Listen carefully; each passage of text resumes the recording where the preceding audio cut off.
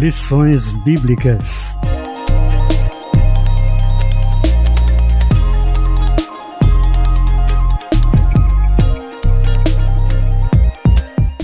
Fruto do Espírito, o eu crucificado.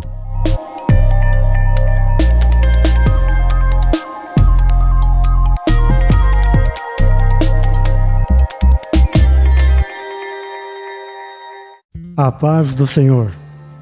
Nesta semana, em nosso resumo da lição 5, vamos estudar sobre fruto do Espírito, o eu crucificado.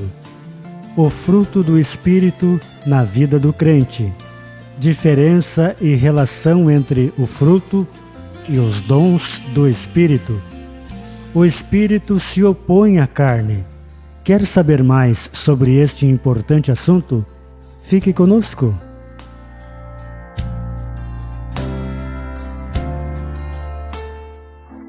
Lição 5. Fruto do Espírito, o eu crucificado. O fruto do Espírito é um dos temas mais vibrantes da ética cristã, pois mostra para o mundo o que o Espírito Santo colocou dentro de cada um de nós. O fruto do Espírito é o resultado de uma vida cristã abundante, manifestada no relacionamento, no nosso dia a dia, no trabalho, em casa, enfim.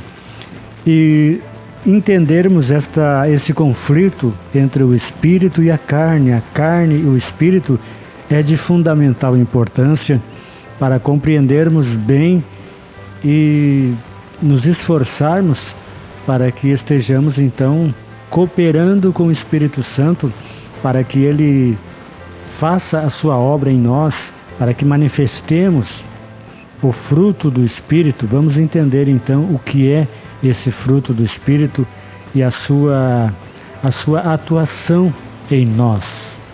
O fruto do Espírito na vida do crente. Jesus nos salva e nos dá o Espírito Santo, nos renova e coloca em nós o desejo de fazer o que é bom e agradável a Deus. Então, a nossa lição, fruto do Espírito, o eu crucificado. O fruto do Espírito é o resultado natural de um processo de amadurecimento e consequência de um processo natural de crescimento espiritual. Então ele vai surgindo gradativamente. Ele surge automaticamente. Ao nós nos converter, nós já recebemos o fruto do Espírito, mas conforme vamos vivendo, vamos crescendo espiritualmente, esse fruto ele vai se aflorando mais. Nós vamos aprendendo a lidar mais com as situações da vida e vamos deixando que o Espírito Santo trabalhe em nossa vida através do fruto. E falando em fruto e não de frutos, nós vimos que o Espírito Santo, alguém até compara o fruto do Espírito como uma bergamota. Uma única unidade, mas com vários gomos. Vamos dizer então que a nossa bergamota tenha 9 gomos. Alguns lugares do Brasil não diz bergamota, vamos dizer, aqui vamos falar bergamota. Então, com 9 gomos. Então, cada gomo representando um fruto. Então, seria o fruto do Espírito. É o mesmo Espírito com um fruto, mas nesse fruto tem vários aspectos. O que abre todos os aspectos do fruto do Espírito é o amor. E ele não está ali por acaso. O amor não está ali em primeiro lugar por acaso, porque todos os 8 dependem do amor, porque você não consegue manifestar nenhum outro fruto se você não tiver o amor. A mesma coisa com os dons, interligando os dons com o fruto, você não consegue manifestar os dons se você não tiver o amor. Por isso Paulo disse, o mais importante é o amor e é eterno. Ele disse isso porque os dons não são eternos. Nós falamos isso na lição anterior. Então as 8 virtudes seguintes, a primeira é o amor. Então nós vimos o gozo ou alegria, a paz, longanimidade, benignidade, bondade, fé ou fidelidade, dependendo da versão. Almeida Arc, Almeida Revista e Corrigida vem com fé e atualizada com fidelidade. Então o que vai depender é o contexto. Alguma versão que vai dizer fé, alguma versão que você colocar, como aquele texto que diz: aqueles que não creram em Deus, porventura anularão a fé de Deus? Ficaria meio esquisito, né? Então é colocado fidelidade. Aqueles que não creram, porventura anularão a fidelidade de Deus? Então vai depender do contexto para se colocar fé ou fidelidade, sendo que a fidelidade faz parte da fé, a fé da fidelidade. Então o contexto vai mostrar qual é a palavra correta. Então paramos na fé, Mansidão e temperança. Temperança também é o domínio próprio. Vamos falar mais adiante sobre cada um dessas virtudes. Andar no Espírito. Ser guiado pelo Espírito Santo significa, então, na linguagem paulina, vitória sobre os desejos e impulsos carnais. Então, isto é ser guiado pelo Espírito. Quando você consegue vencer os desejos carnais. Andar no Espírito é uma expressão que indica viver corretamente em humildade, submissão e santidade. Submissão à vontade de Deus. Diferença e relação entre o fruto e os dons espirituais. O que há em comum entre essas duas fases abençoadas da nossa redenção é a fonte de origem. A primeira e a maior modalidade do fruto do Espírito é o amor. As demais modalidades são reflexos do amor. O apóstolo Paulo usa o amor como representante do fruto do Espírito ao comparar o fruto com os dons do Espírito. O amor é superior aos dons e o caminho ainda mais excelente. Como disse no início do vídeo, sem o amor, para que servem os dons se você não tem amor? Se eu não tenho amor, para que servem os dons? O que me adiantaria o dom de curar? Os dons de curar, se eu não tiver amor por aquela pessoa que eu vou orar para que seja curado? Que me valeria o dom de profecia para profetizar na igreja para o bem-estar dos meus irmãos, para o crescimento e edificação dos meus irmãos, se eu não tivesse amor por eles? Então o amor é superior e o amor é eterno. E os dons não são eternos, como já expliquei na lição passada. Vamos deixar o card aqui em cima, se você quiser dar uma olhada na lição 4, onde falamos sobre esse assunto. A gente deu detalhes, inclusive, sobre a cessação dos dons. Não vou dar detalhes aqui para não estragar a surpresa de quem ainda não sabe. Dá uma olhadinha lá na lição 4. Continuando falando sobre amor, ou caridade noutra versão. Nós podemos ver que, além de ser o primeiro da lista, de ser o que encabeça os outros, ser eterno, as outras virtudes do fruto do Espírito vai depender do amor. Nós vimos que ele é o ágape, o amor ágape, quer dizer, o amor divino. É desejar o bem do outro. É como aquele jovem que tenha em mente: eu vou me casar para fazer a minha esposa feliz. Ou aquela moça que pensa: eu vou me casar para fazer o meu marido feliz. Não é aquele que pensa: eu vou casar para ser feliz. Eu vou me casar para ser feliz. Então é querer bem o outro, o bem-estar do outro. Num casal, não estamos aqui no curso Casados para Sempre, mas só para ilustrar a questão do significado do amor ágape. Então imagina se o rapaz pensar assim: eu vou me casar para fazer a minha esposa feliz, e a esposa pensar: eu vou me casar para fazer o meu esposo feliz. Você imagina que felicidade este lar, este casal, esta família quando vier os filhos. Então o amor ágape, o amor divino, o amor de Deus, funciona desta maneira: você preocupado no bem-estar do outro, o outro está preocupado com o teu bem-estar. Já o outro preocupado com o bem-estar do outro, e assim todos estamos uns preocupados com o bem-estar de alguém. E a pergunta que se faria: será que nós estamos realmente preocupados com o bem-estar de alguém?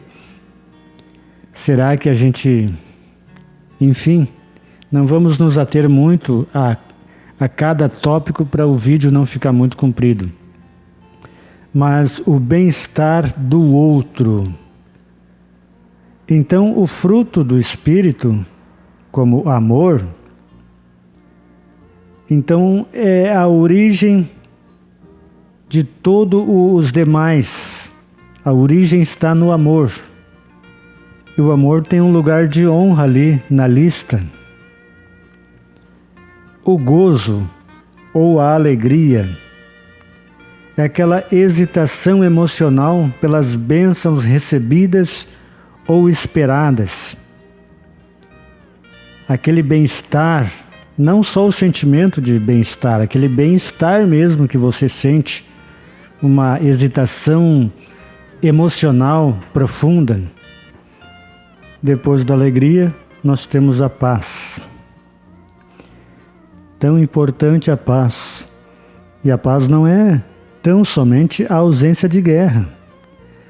A paz é o estado de quietude que você tem na alma, aquele descanso, harmonia no meio das contendas. Não é fácil, né? Harmonia no meio das contendas, das lutas e tentações.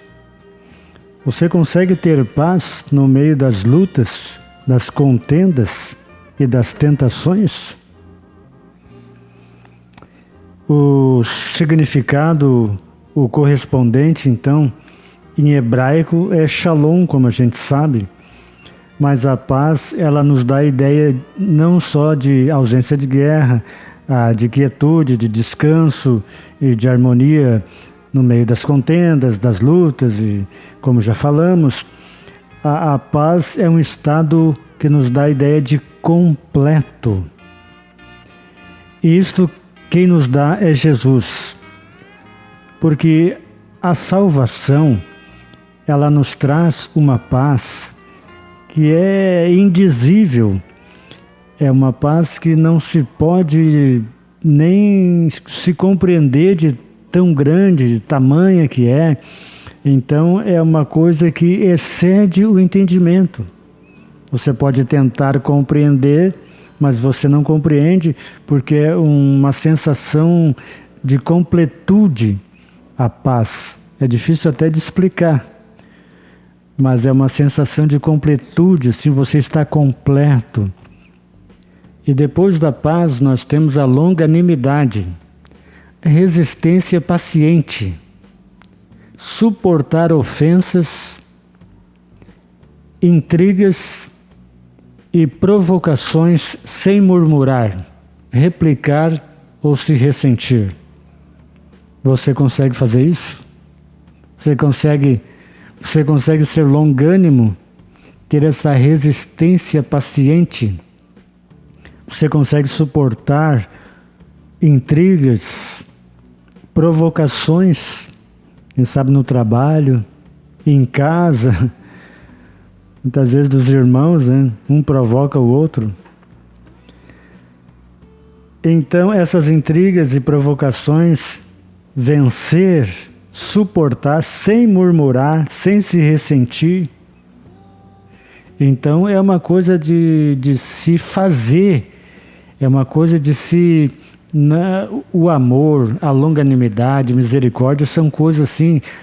Todo esse fruto do Espírito são coisas que a gente deve demonstrar em nossa vida, falar pouco e demonstrar mais. Nos dias atuais é o que nos falta, e é o que faltava também na igreja da Galácia. Paulo estava ali corrigindo um erro, faltava ali muitas coisas. Então ele trouxe à tona o fruto do Espírito para que fosse colocado em prática. Não precisava se falar muito, mas se colocasse em prática, então já os Gálatas já seriam uma bênção. E nós trazemos para nós, para os nossos dias, porque falta também. Falta muita coisa. Se nós formos estudar a Bíblia, nós vamos ver que falta muita coisa e que nós não estamos vivendo a Bíblia como é para ser. Então, depois da longanimidade, vem a benignidade, no sentido de ser gentil, temperado, culto. Culto não no sentido de ter estudo, faculdade, claro que tudo isso é muito bom, muito importante, mas para ter benignidade você não precisa ter tudo isso, muito embora muito bom e útil ter, faculdade, estudo. Mas então, culto e refinado em caráter e conduta. Então, essa benignidade, ela diz respeito à misericórdia de Deus para os que não merecem. E um exemplo bem claro da benignidade de Deus, da misericórdia de Deus, que também diz respeito ao seu amor, é o fato dele ter dado o seu único filho por amor a nós quando nós éramos ainda pecadores. Hoje somos pecadores arrependidos e estamos no caminho da perfeição com a ajuda do Espírito Santo. Então a benignidade tem a ver com a misericórdia de Deus para com aqueles que não merecem. Nós vimos que uma pessoa, um pai ou uma mãe, dificilmente ia entregar o seu filho para ser morto, mesmo que a outra parte, mesmo que a outra pessoa fosse inocente, ele não entregaria o seu filho, ela não entregaria o seu filho para morrer em seu lugar, mesmo que a outra pessoa fosse inocente. E Deus não apenas falou de amor, Deus demonstrou amor, demonstrou benignidade, misericórdia para conosco, porque Ele não só falou, Ele fez a maior demonstração de amor, dando seu único filho para morrer em nosso lugar. Então isto foi uma demonstração de amor, lá onde abre o fruto, lá onde dá início, depois vem vindo, passa pela alegria, paz, longanimidade e agora benignidade e misericórdia para aqueles que não merecem. Nós não merecemos nada, mas Deus é que nos quer dar, nos quer abençoar. Depois nós vimos a bondade, o estado de ser bom, virtuoso, benevolente, generoso, semelhante a Deus na vida e conduta. Você é semelhante a Deus na sua vida e sua conduta? No sentido de ser virtuoso, benevolente, generoso? Então, esta é a bondade, pessoa bondosa. Fé ou fidelidade? Fé é a certeza, a confiança em Deus e no que Ele diz. Temos a certeza que as suas promessas vão se cumprir. Fidelidade, atributo de Deus que exibe seu caráter como digno de amor e da confiança do ser humano, e que nos assegura que Ele cumprirá suas promessas, como também executará suas ameaças contra o pecado. A fidelidade no homem. virtude que torna o servo digno de confiança de seu senhor. E depois nós vimos então mais um fruto do Espírito, a mansidão, a disposição de ser gentil, manso, paciente ao sofrer injúrias, sem um espírito vingativo. Como fruto do Espírito, tem a ver com a submissão à vontade de Deus. A pessoa ser mansa tem a ver com a submissão à vontade de Deus. E não significa que uma pessoa ser mansa, ela vai deixar passar muita coisa, assim, como no caso de Moisés, era um homem manso, a Bíblia nos diz que era o mais manso da terra, e nada atrapalhou dele fazer a obra de Deus, e quando tinha que cumprir a palavra de Deus, ele o fazia da mesma forma, com a mesma autoridade. Então, ser manso não significa deixar de ter a autoridade que Deus nos proporciona. Depois, o domínio próprio, ou a temperança, que é então aquele autocontrole, quando chega o momento da tentação, aquele momento de você ser moderado nos apetites e paixões. Então, você ter uma moderação, você ter uma temperança, o domínio próprio, aquele autocontrole de não fazer o que você sabe que é errado. Então, claro, sempre com a ajuda do Espírito Santo. Então, depois nós vimos 3 classes de vícios, ou 3 categorias de vícios que o apóstolo Paulo nos coloca a respeito das obras da carne: sexo ilícito, prostituição, impureza e lascívia. Pecado de ordem religiosa, idolatria e feitiçaria. E pecados de ordem social, inimizades, porfias, emulações, iras, pelejas, dissensões, heresias, invejas, homicídios, bebedices e glutonarias. Essas são a classificação, as 3 classificações ou categorias dos vícios das obras da carne que Paulo lista ali em Gálatas capítulo 5, versículo do 16 em diante. Já temos ali obras da carne, que são 15, mas não se atém a apenas 15, porque Paulo diz: e outras coisas semelhantes a estas, tem mais coisas que desagradam a Deus, e ficam combatendo contra o Espírito. As obras da carne lutando contra o Espírito combatendo contra as obras da carne. Assim como o fruto do Espírito também, nós vamos ver outros, assim como os dons também, há uma infinidade.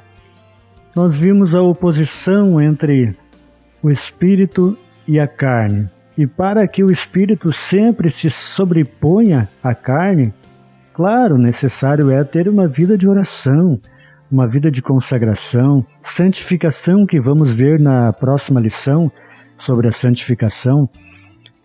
Então, e fazer a nossa parte. Quando chegar o momento em que você tem que decidir entre dar vazão a uma obra da carne ou você deixar fluir o fruto do Espírito em sua vida, então você escolher o fruto do Espírito através dessas 9 virtudes que já citamos aqui e você conhece muito bem.